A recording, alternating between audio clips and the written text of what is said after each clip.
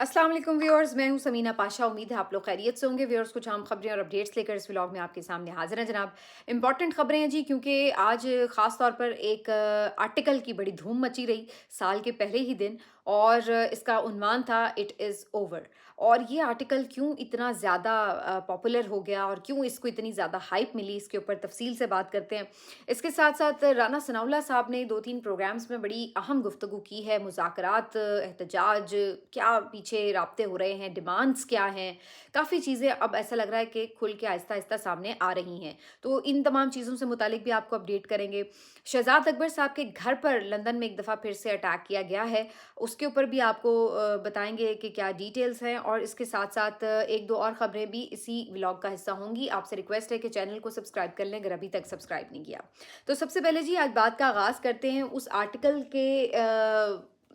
पूरे उन्वान से भी, और उसके अंदर जो सारा मवाद है उससे भी, क्योंकि आज बहुत ज़्यादा इस आर्टिकल की जो हाइप है वो बनी रही है सोशल मीडिया के ऊपर। हुआ कुछ यूँ कि एक्सप्रेस ट्रिब्यून में ये आर्टिकल छपा था, जो कि एक नौजवान ज़ुरैन निज़ामानी ने तहरीर किया था। अब इन्होंने ये छपवा तो दिया, लेकिन इस आर्टिकल में ऐसी क्या बात थी, वैसे तो हमें समझ नहीं आई कि इसमें आखिर ऐसी क्या बात थी जो इतनी बुरी लगी कि इन्होंने उस आर्टिकल के ऊपर एतराज़ किया, और उसके बाद उस आर्टिकल को रिमूव करवा दिया गया जो इसके ऑनलाइन एडिशंस हैं उनके ऊपर से। यानी कि आप जाके उस पे क्लिक करें तो वो आर्टिकल ओपन नहीं होता, जिससे यही तासुर मिल रहा था कि इस आर्टिकल को रिमूव करवाया गया बाकायदा तौर पर। जबकि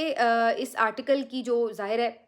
प्रिंट फॉर्म थी वो तो अब ज़ाहिर है पब्लिश हो चुकी थी, तो वो तो मौजूद थी। तो फिर उसके बाद सब ने जब इस बात को यानी रिपोर्ट करना शुरू किया कि भई एक आर्टिकल डिलीट हुआ है, तो फिर सब ने फ़ौरन से देखना शुरू किया कि आखिर उसमें ऐसी क्या बात थी कि वो आर्टिकल डिलीट हुआ। और इस तरह वो आर्टिकल जो शायद अदरवाइज़ बहुत से लोगों की नज़रों में ना आता, इस अक्लमंदाना फ़ैसले के बाद हर किसी ने उस आर्टिकल को खोला, पढ़ा, उसकी ट्रांसलेशंस हासिल की, और फिर वो आज दिन भर डिस्कशन का मौजू रहा। इस पार्ट आर्टिकल में आखिर ऐसा क्या था, ये बड़ी इंटरेस्टिंग इसमें चीज़ है जिसके मैं कुछ पार्ट्स आपके साथ शेयर कर देती हूँ। बेसिकली जब आप कहते हैं कि इट इज़ ओवर, तो इसमें बेसिकली आप ये बता रहे हैं कि सब ख़त्म हो चुका है। लेकिन ये किस चीज़ के लिए कह रहे हैं? ये बेसिकली उस हेजमनी की बात कर रहे हैं राइटर, जो कि एक निज़ाम ने कायम कर रखी थी, एक तसल्लुत जो कि ज़हनी तौर पर एक तसल्लुत था, जो कि कायम कर रखा था कि जो रियासत आपको बयानिया देगी आप चुप करके उसे मान लेंगे, और उसके बाद उसी के साथ चलना शुरू हो जाएँगे। तो अब उन्होंने इस आर्टिकल में ये बताया कि जो नई जनरेशन है, वो इस तरह की जनरेशन नहीं है कि जिसको आप कोई बयानिया बना के देंगे और वो फ़ौरन ओन कर लेगी। तो इस जनरेशन और पिछली जनरेशन जो है, जिन्हें बूमर्स कहा जाता है, उसका और इसका एक कंपैरिज़न भी उन्होंने दिया है, और साथ में ये बताया है कि अब हालात और वाक़यात और तमाम चीज़ें, जो दौर है वो बदल चुका है। तो वो कहते हैं कि एक सादा हकीकत है कि खेल ख़त्म हो चुका है, नौजवान नस्ल अब आपकी बातों पर कान नहीं धरती, चाहे आप इन्हें समझाने की कितनी ही कोशिश क्यों ना करें। स्कूलों और कॉलेजों में हुब्बुल वतनी के लेक्चर्स, तकारीर और नसीहतें कुछ भी कारगर नहीं रहा। तो ये जो पहली ही इसमें इंट्रोडक्टरी लाइन्स थी, काफ़ी इंटरेस्टिंग भी थी, और काफ़ी ज़ाहिर है कि आपको पता है किधर जाके बुरी लगी होंगी। हुब्बुल वतनी ज़बरदस्ती पैदा नहीं की जा सकती, ये तब खुद ब खुद जन्म लेती है जब मौक़े बराबर हों, बुनियादी सहूलियात मौजूद हों, समाजी इदारे अवामी ज़रूरियात पूरी करें। जब आप लोगों को बुनियादी हुकूक, इज़्ज़त, उम्मीद नहीं देते, तो फिर ये तवक्को भी ना रखें कि वो स्कूल कॉलेजों में जाकर ये सीखेंगे कि इन्हें अपने मुल्क से मोहब्बत क्यों करनी चाहिए। नौजवान पहले ही ये सब समझ चुके हैं। भई जब आप नौजवान बेचारा इतना डिसअपॉइंट है, उसको पता है इस मुल्क में उसका कोई फ्यूचर नहीं है, वो डिग्री पहले तो हासिल करनी बड़ी अज़ाब है, जितनी महँगी तालीम हो चुकी है। हासिल कर लेगा, उसके बाद उस डिग्री के एवज़ उसको कोई नौकरी नहीं मिलेगी। कोई नौकरी नहीं मिलेगी, अपनी जो वो स्किल्स हैं, उनको वो कभी भी एक्सरसाइज़ नहीं कर सकेगा, तो वो यहाँ पे क्यों बैठेगा? और फिर इन तमाम चीज़ों के साथ जब वो ये देखेगा कि कितनी नाइंसाफ़ी है इस माशरे में, कि जो कमज़ोर तबका है वो किस तरह पिसा हुआ है, किस तरह जो एक ताकतवर तबका है वो आपके जो हुकूक हैं उसको गस्ब कर लेता है, तो वो कहाँ से इस माशरे के साथ हुब्बुल वतनी पैदा करेगा? तो उसने बड़े अच्छे तरीके से राइटर ने समझा दिया है कि जो आपकी एक पॉलिसी थी पहले, वो अब चलने वाली नहीं है। आज के नौजवान, ख़ास तौर पर जनरेशन ज़ी, अच्छी तरह जानते हैं कि क्या हो रहा है आपकी मुसलसल कोशिशों के बावजूद कि हुब्बुल वतनी का बयानिया ज़बरदस्ती उन पर थोपा जाए। सच ये है कि इस निज़ाम ने इन्हें मायूस किया है। जिन्हें बेहतर तालीम, बेहतर मौक़े और बेहतर मुस्तकबिल मिलना था, वो सब छीन लिया गया है। ये नौजवान देख रहे हैं कि इनके इर्द-गिर्द क्या हो रहा है। وہ دیکھتے ہیں کہ طاقتور لوگ احتساب سے بچ جاتے ہیں، کرپشن عام ہے، عام آدمی کی آواز دبائی جاتی ہے، انہیں خاموش رہنے کو کہا جاتا ہے، سوال نہ کرنے کی تلقین کی جاتی ہے اور اختلاف رائے کو غداری کہا جاتا ہے۔ لیکن یہ نسل مختلف ہے، یہ نوجوان وہ نہیں جو اندھا دھند مان لیں، یہ سوال کرتے ہیں، تحقیق کرتے ہیں، اپنے نتائج خود اخذ کرتے ہیں، یہ سانس لینے کو ترجیح دیتے ہیں، محض جینے کو نہیں۔ جن جنریشن زی کو نہ روایتی میڈیا قابو کر سکا، نہ سینسرشپ، نہ ڈرانے دھمکانے کے حربے، ان کے پاس انٹرنیٹ ہے، اسمارٹ فون ہے، متبادل بیانیہ ہے، وہ بومرز کی طرح نہیں جنہیں چند چینلز اور اخبارات سے مطمئن کر دیا جاتا تھا۔ پہلے تو بڑا روایتی طریقہ تھا، بھئی 4 کالم نویس پکڑو، ان کے منہ بھر دو، ان کو اپنے حق میں بیانیہ بنانے کے اوپر لگا دو، اور اس کے بعد پہلے تو خیر چینلز بھی اتنے نہیں ہوتے تھے، پھر جب آ بھی گئے چینلز تو یہ بھی بڑا طریقہ ہے، ابھی چینلز کو بھی قابو کر لو۔ لیکن آپ ایک سوشل میڈیا کے جن کو قابو نہیں کر سکتے، اور یہی وہ درد سر بنا ہوا ہے آج تک۔ سب سے زیادہ تکلیف کس بات کی ہے؟ سوشل میڈیا کی تکلیف ہے۔ اس پہ میں ابھی اگلی والی سٹوری میں بھی جا کے تفصیل آپ کو بتاتی ہوں کہ کس طرح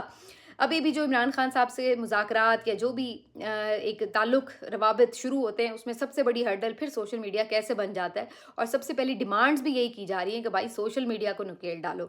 تو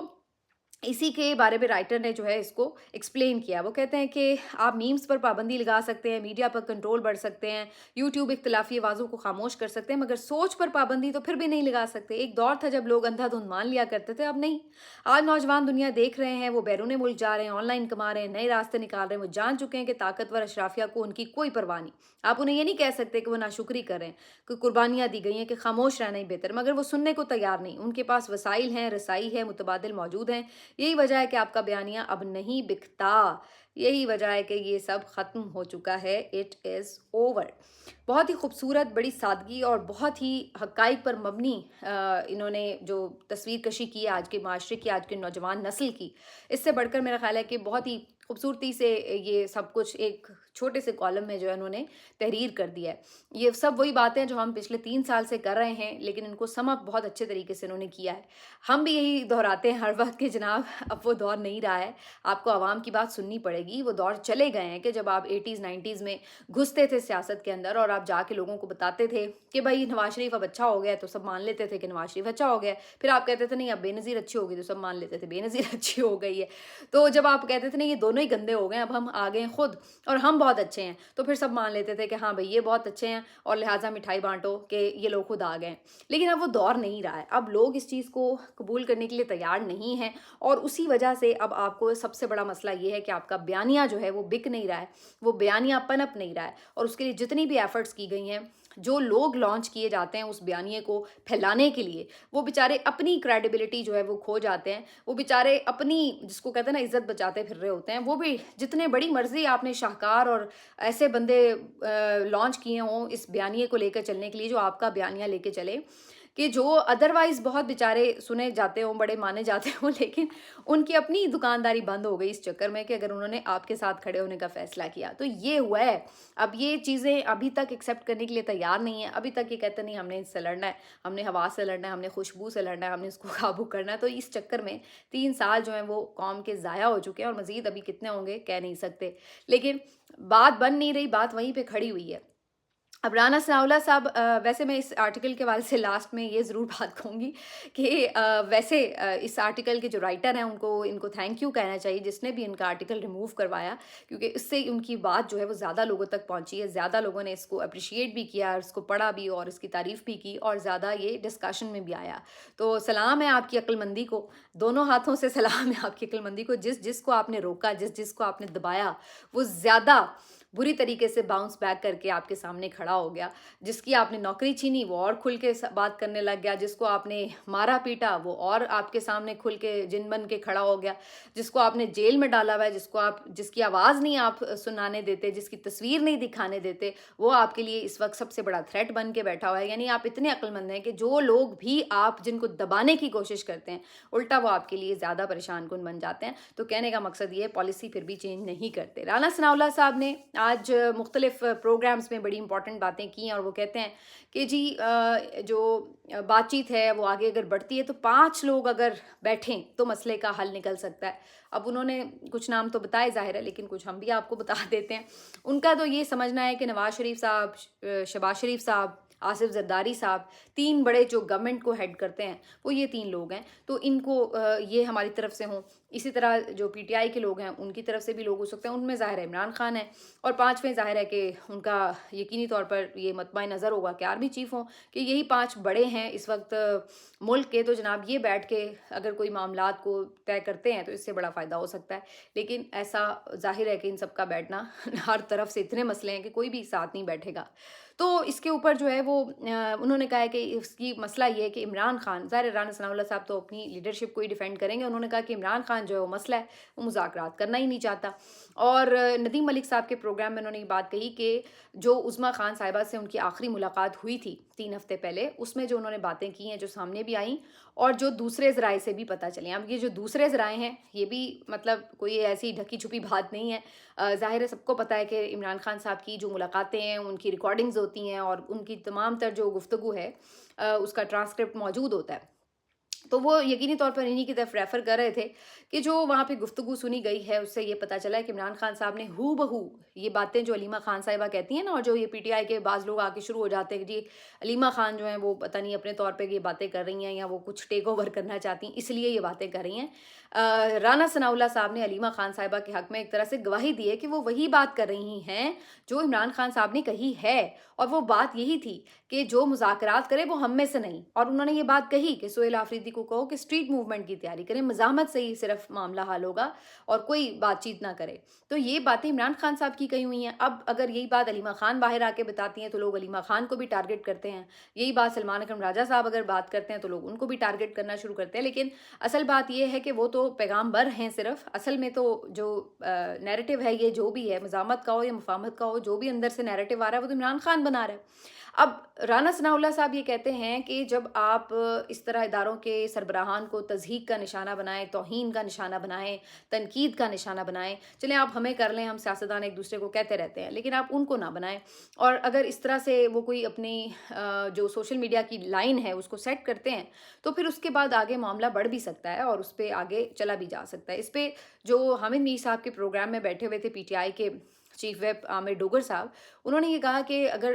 یہ بات ہے کہ جی آپ اس میں سمجھتے ہیں کہ جی تنقید وغیرہ یہ وہ مسئلے مسائل ہیں، عمران خان بہت ہارڈ لائن لے رہے ہیں، تو آپ ایک کام کریں کہ آپ راجہ ناصر عباس صاحب یا محمود خان اچکزئی صاحب ان دونوں کو عمران خان صاحب سے ملنے دیں، ان کی ملاقات ہو جائے اور ان کو آپ یہی بے شک پیغام دے کے بھیجیں کہ جی ہم بات چیت کے لیے تیار ہیں، آپ صرف اپنا جو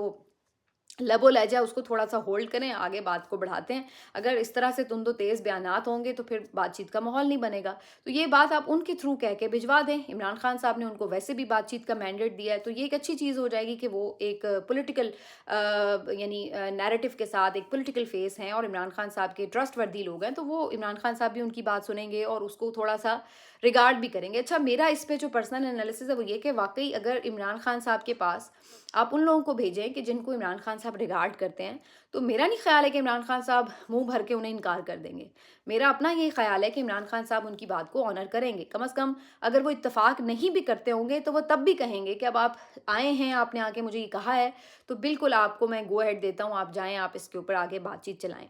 میرا اپنا اندازہ یہ ہے کہ اگر وہ ان کو ریگارڈ کرتے ہیں تو وہ انہیں ایک اپرچونٹی ضرور دیں گے کہ بھائی میں تو نہیں سمجھتا کہ بات چیت سے مسئلہ حل ہوگا، لیکن اگر آپ سمجھتے ہیں تو میں آپ کے پیچھے کھڑا ہوں، بالکل آپ کریں۔ اور یہ بات انہوں نے ویسے کہی بھی ہوئی ہے، جب وہ یہ کہتے ہیں مذاکرات کرنے ہیں تو یہ لوگ کریں، تو انڈائریکٹلی اس کا مطلب یہی ہے کہ جس نے مذاکرات کرنے ہیں وہ ان کے تھرو کریں، لیکن اس کے لیے ضروری ہے کہ ان کی ملاقاتیں عمران خان صاحب سے بحال کی جائیں، ان کی ملاقات ہونی چاہیے۔ اب اس کے اوپر رانا ثناء اللہ صاحب یہ کہہ رہے ہیں کہ جناب ملاقاتیں تو ان کی 8 فروری تک بند رہیں گی، کیونکہ پی ٹی آئی نے احتجاج کی کال دے رکھی ہے 8 فروری کی، اور اگر پی ٹی آئی اس دوران عمران خان صاحب سے ملتی ہے، ان کی قیادت یا ان کے لوگ یا ان کی فیملی، تو عمران خان صاحب مزید اس حوالے سے انسٹرکشنز جو ہیں وہ دیتے جائیں گے، اور پھر مذاکرات تو دور کی بات ہے، ظاہر ہے ہمیں تو یہ ہوگا کہ یہ کوئی پولیٹیکل ڈسٹربنس کریٹ کریں گے تو ہم تو وہ نہیں ہونے دیں گے، بلکہ انہوں نے یہ بھی کہا کہ جو پہیہ جام وغیرہ کریں گے ہم تو ان کو پکڑیں گے، ہم تو گرفتار کریں گے۔ تو یعنی ان کا یہی ہے کہ طاقت کے زور پہ ہم روکیں گے جو بھی احتجاج 8 فروری کا ہوگا، اور انہوں نے صاف کہا کہ یہ انہیں نہیں کرنا چاہیے۔ تو وہ کہتے ہیں کہ 8 فروری تک اس لیے ہم ملاقاتیں بند رکھیں گے تاکہ عمران خان صاحب مزید اس حوالے سے کوئی انسٹرکشنز یا ڈائریکشنز جو ہیں وہ نہ دے سکیں۔ اب پہلے تو اس بات کو ویسے آپ اندازہ لگائیے کہ انہوں نے ایک جو قیدی کا ملاقات کا حق ہے اس کو کس طرح ایک ہتھیار بنا لیا ہے بارگیننگ کا، کہ بھائی ٹھیک ہے اگر تم ہماری ملاقات بند کر رہے ہو تو ٹھیک ہے، ہم تمہاری اگر تم ہماری حکومت کے خلاف احتجاج کی کال دے رہے ہو تو ہم تمہاری ملاقات بند کر دیں گے، یعنی کہ آپ نے ایک بے بس شخص کو مزید جس کو کہتے ہیں اسکرو کرنے کے لیے انتہائی ڈھٹائی کے ساتھ جو ہے اس کی ایک اس کا جو رائٹ ہے وہ آپ اس کو ایک ہتھیار کے طور پر استعمال کریں، تو سب سے پہلے تو اس بات پہ شرم آنی چاہیے۔ دوسری بات یہ ہے کہ آپ ان کے خوف کا عالم دیکھیں، ان کے خوف کا عالم آپ یہ دیکھیں کہ یہ اس ڈر سے ملاقاتیں بند کر کے بیٹھے ہوئے ہیں کہ جناب عمران خان صاحب جو ہیں وہ اندر جیل میں بیٹھ کے بھی اتنے پاورفل ہیں کہ اس نظام کے لیے کوئی پرابلم کھڑی کر سکتے ہیں۔ ایک طرف ان کے جو چمچے ہیں اور وہ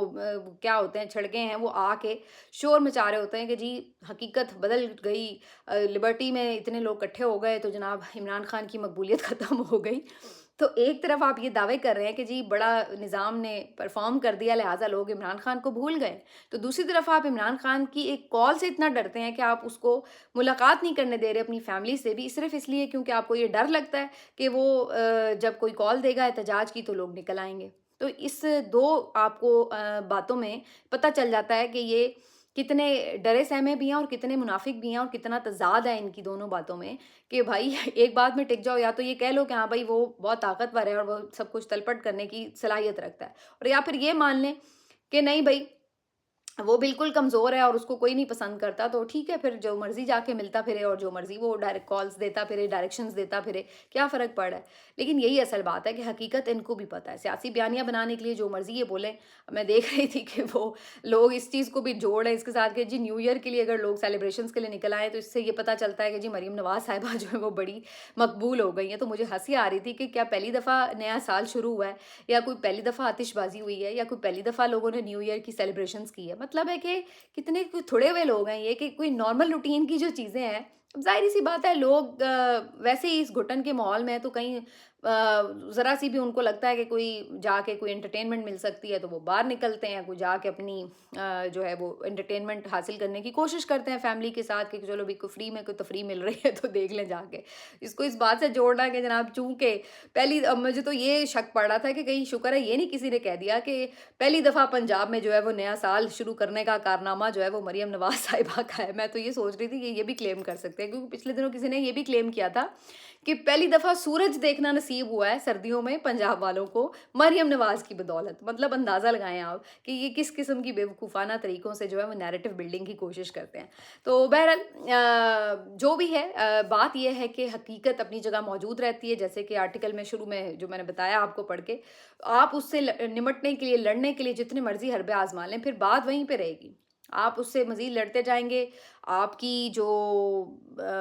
ملک کی معیشت ہے وہ اسی طرح سے چل رہی ہے، پچھلے 3 سال سے پھنسی ہوئی ہے، ملک آپ کا رکا ہوا ہے، خوف آپ کا ختم نہیں ہو رہا، اور اسی چکر میں جو ہے ہم لٹکے ہوئے ہیں، ساری قوم 25 کروڑ عوام اسی چکر میں جو ہے وہ لٹکے ہوئے ہیں۔ تو یہ جو ہے وہ ساری سچویشن ہے۔ باقی ایک خبر جو ہے وہ بڑی امپورٹنٹ اس لحاظ سے بھی ہے جی کہ جو 2 خبریں میں نے آپ کو اور دینی ہے، ایک تو شہزاد اکبر صاحب کے گھر پر یو کے میں حملہ ہوا ہے کیمبرج میں، اس سے پہلے بھی انہوں نے آپ کو یاد ہوگا ابھی 8-10 دن پہلے ہی یہ رپورٹ کیا تھا کہ ان کے کسی نے حملہ آور نے آ کے باقاعدہ ان کے فیس پہ مکے مارے اور ان کو زخمی کیا، تو اس کے بعد انہوں نے کہا کہ میں تو وہیں پہ اسی طرح اپنا کام کرتا رہوں گا، اور انہوں نے اس کو اسی بات سے منسوب کیا کہ ان کو خاموش کرانے کے لیے یہ کوشش کی گئی تھی، یہ حملہ کیا گیا تھا۔ اب انہوں نے آج یہ رپورٹ کیا ہے کہ 31 دسمبر کی رات کیمبرج میں ہی ان کے گھر پہ اٹیک کیا گیا ہے اور ان کے گھر پہ توڑ پھوڑ بھی کی گئی ہے اور آگ لگانے کی کوشش کی گئی ہے، اور اس کو بھی وہ اسی بات سے لنک کر رہے ہیں کہ بیسیکلی یہ تمام حربے اس لیے آزمائے جا رہے ہیں تاکہ ان کو خاموش کرایا جا سکے۔ اب پہلے تو میں اس بات پہ بڑی حیران ہوں کہ ابھی چند دن پہلے ہی 3-4 دن پہلے عادل راجہ نے اس بات کو رپورٹ کیا کہ ان کے گھر پر اٹیک کیا گیا، اور سملر ٹائپ کا جو کلیم ہے وہ اب شہزاد اکبر صاحب کر رہے ہیں۔ تو اس کا مطلب یہ ہے کہ جو اوورسیز لوگ ہیں وہ اب اس بات کے لیے ان کا نیریٹو یہ ہے کہ ان کو چپ کروانے کے لیے پہلے یہ کوشش یہ کر رہے تھے کہ اپنے سفارتی ذرائع کے استعمال سے ان کو بلوا لیں اور ان کی جو گرفتاری کرا کے اور ان کے ساتھ جو بھی کرنا ہے یہاں پہ معاملات کریں، لیکن جب اس میں ناکامی ہوئی تو اب یہ وہاں پہ بھی ڈائریکٹلی ان کو اٹیک کروا رہے ہیں، یہ ان لوگوں کا نیریٹو ہے۔ اب سوال یہ ہے کہ اگر ایسا یہ ہو بھی رہا ہے تو یہاں پر یو کی گورنمنٹ کہاں ہے؟ سوال یہ ہے کہ وہاں پر جا کے رہنے کا، اور وہاں پہ بہت سے لوگ جو یہاں پاکستان چھوڑ کے گئے ہیں، تو ان کا مقصد تو یہی تھا کہ وہ دور وہاں ہوں گے، اور ان ممالک میں چونکہ بہت سے آپ کو یوں کہہ لیں کہ لاز کے تحت، کیونکہ وہاں پہ پھر بھی قانون کی حکمرانی ہے، تو آپ کو کچھ پروٹیکشن حاصل رہے گی۔ لیکن وہاں پہ بھی جا کر اگر آپ کے ساتھ اس قسم کے پے در پہ واقعات ہو رہے ہیں، تو سوال یہ ہے کہ وہاں کی اتھارٹیز جو ہیں وہ کیا کر رہی ہیں، وہاں کی سیکیورٹی کیا کر رہی ہے، کہ اس طرح جو وہاں پر پناہ لیے ہوئے لوگ ہیں، اگر ان کو بھی کوئی جا کے اتنی آسانی سے نشانہ بنا سکتا ہے، تو پھر باقی کہاں پہ، کس جگہ پہ آپ جو ہے وہ محفوظ ہو سکتے ہیں؟ تو یہ ایک بہت اہم سوال ہے۔ بہرحال ان کا یہی بتانا ہے کہ اس سلسلے میں جو پولیس ہے وہ انویسٹیگیشنز کر رہی ہے، دیکھتے ہیں کہ وہ اس حملوں کے بارے میں کیا بتاتی ہے۔ اچھا جی، ایک خبر یہ ہے کہ جو میاں اشفاق صاحب ہیں، بڑے مشہور لائر ہیں، اور میاں اشفاق صاحب جو ہیں یہ اس لیے بھی بڑے مشہور لائر ہیں کہ یہ جنرل فیض حمید کے بھی لائر تھے، اور ان کا جی لائسنس جو ہے وہ کینسل کروایا گیا ہے، اور اس میں بیسکلی جو وکلا کمیونٹی کے ساتھ ان کا پچھلے دنوں ایک اختلاف ہوا، جو رجب بٹ آپ کو پتہ ہے یوٹیوبر جو ہیں، ان کا کیس یہ لڑ رہے ہیں، تو اس معاملے کے اوپر ان کا اپنی جو وکلا کمیونٹی ان کے ساتھ جو ہے وہ کچھ اختلاف ہو گیا، اور اس کے ریاکشن میں جو ہے یہ وکلا نے ان کا لائسنس معطل کروا دیا ہے، جو ان کی ایگزیکٹو کمیٹی ہوتی ہے بار کی، جو ان کی تنظیم کی، تو اس کے تھرو۔ اب یہ بڑی ایک حیرت انگیز بات ہے کہ یعنی آپ اندازہ لگائیے کہ وکلا کا بھی حال کیا ہے، کہ ایک تو جس نے خود سر عام اس کو ملزم کو مارا پیٹا، اس کو چھوٹ ملی ہوئی ہے، اس کے خلاف ویسے انہوں نے مقدمہ درج کرایا تھا، لیکن یہ تو ایک قانونی کارروائی ہے۔ اگر آپ کو کسی سے کوئی پرابلم ہے، آپ ٹھیک ہے، آپ قانونی کارروائی کر لیں۔ پہلے تو انہوں نے خود ان کو ہاتھوں سے مارا، اس کے بعد اب ان کے ہی وکیل کا لائسنس جو ہے وہ استعمال کر کے اپنا اثر رسوخ وہ کینسل کروا رہے ہیں، یعنی معطل کروا رہے ہیں۔ تو اس سے آپ اندازہ لگا لیجئے کہ کہاں پر جو ہے وہ جا کے بات رک رہی ہے، جبکہ علی اشفاق صاحب جو ہیں، آپ کو پتہ ہے کہ بڑے مانے تانے لائر ہیں، یقیناً وہ اس سے اپنا کوئی انشاءاللہ وے آؤٹ نکال ہی لیں گے، لیکن یہ ایک کافی حیرت انگیز خبر تھی، کیونکہ ادروائز ان کو بھی بڑا ایک اسٹرانگ لائر سمجھا جاتا ہے، اور کوئی ایکسپیکٹ نہیں کر رہا ہوتا کہ ان کے ساتھ جو ہے وہ اس طریقے سے بھی کوئی معاملہ پیش آ سکتا ہے۔ اچھا جی، ایک خبر جو ہے وہ میں نے آپ کو اور دینی ہے، اور وہ خبر ہے جناب خاص طور پر عمران خان صاحب کے ویژن کے حوالے سے۔ میں اس وقت جو تھی وہ پروگرام کر رہی تھی GNN کے اوپر، جب میں نے عمران خان صاحب کی اس اناؤنسمنٹ کے اوپر جو ہے وہ بات بھی کی تھی پروگرام میں، جب انہوں نے یہ اناؤنس کیا تھا کہ جو زیتون ہے اس کی کاشت کے پاکستان میں بڑے اچھے جو ہیں وہ موجود ہیں اسباب، تو اگر اس کے اوپر فوکس کیا جائے تو جو ایک تو ہم خود بہت سارا جو ہے وہ زیتون کا تیل وغیرہ امپورٹ کرتے ہیں، اس میں ہمیں امپورٹ کی ایک بچت ہوگی، ڈالر بچیں گے، اور اگر ہم اس کو اور فلرش کریں تو ہم تو اس کو ایکسپورٹ بھی کر سکتے ہیں، اور اس سے ہم بڑا زر مبادلہ کما سکتے ہیں۔ تو انہوں نے اس چیز کے اوپر فوکس کیا کہ اس کی جو ہے وہ کاشت کی جائے۔ اس کے بعد تقریباً بتایا یہ جاتا ہے کہ 230 ایکڑ رقبے پر ضلع خیبر میں یہ جو زیتون تھی اس کو کاشت کیا گیا اور اس کے پودے لگائے گئے۔ اب یہ بتایا جا رہا ہے کہ اس کی جو زیتون کے جو پودے لگائے گئے تھے وہ بڑے بڑے باغات کی صورت میں تھے، اور اس میں اب 30% ایسے پودے ہیں جو کہ باقاعدہ پھل دے رہے ہیں، اور اس میں سے بڑی مقدار میں جو زیتون ہے وہ حاصل بھی کی جا رہی ہے، اور اس زیتون سے جو زیتون کا آئل نکالنے کے لیے جو ایکسٹریکشن کا ایک پورا پروسیس ہوتا ہے،